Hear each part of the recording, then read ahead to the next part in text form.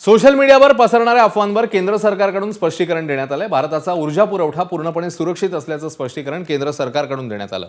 देशभरात सर्व किरकोळ इंधन केंद्रांवर पुरेसा साठा आहे असंही केंद्राकडून सांगण्यात आलंय। त्यामुळे चुकीची माहिती पसरवण्याच्या मोहिमेला बळी पडू नका असं आवाहन केंद्र सरकारकडून करण्यात आलं।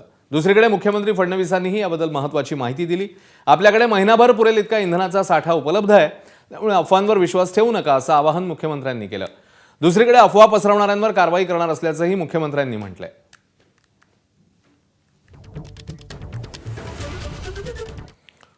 या सगळ्या संदर्भात मुख्यमंत्री नेमकं काय म्हणाले बघूया।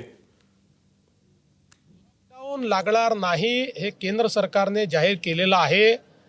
जे लोक अशा अफवा पसरवत आहेत त्या सगळ्या लोकांवर फौजदारी कारवाई केली जाईल।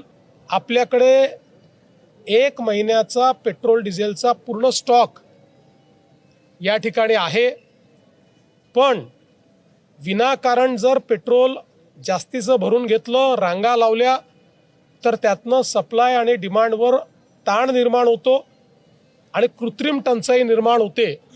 त्यामुळे अशा प्रकारची कृत्रिम टंचाई निर्माण होऊ नये या दृष्टीनं आपण नेहमी ज्या प्रकारे पेट्रोल डिझेल भरतो तसंच पेट्रोल डिझेल हे ग्राहकांनी भरावं। कमर्शियल गॅस सिलेंडर होतं, त्याचा सप्लाय जो 20% गेला होता तो आता 40% करण्याचा निर्णय घेतलेला आहे आणि त्यानंतर तो 50% जातो आहे। मला असं वाटतं की मोठ्या प्रमाणात रिलीफ हा प्राप्त होणार आहे आणि ज्या प्रकारे भारताची डिप्लोमसी चाललेली आहे आणि माननीय प्रधानमंत्री मोदींचं इंटरव्हेन्शन चाललं आहे, त्या दृष्टीनं मला असं वाटतं की पुढच्या काळात तोही सुरळीत होईल अशी अपेक्षा आपण धरूया। एबीपी माझा, उघडा डोळे बघा नीट।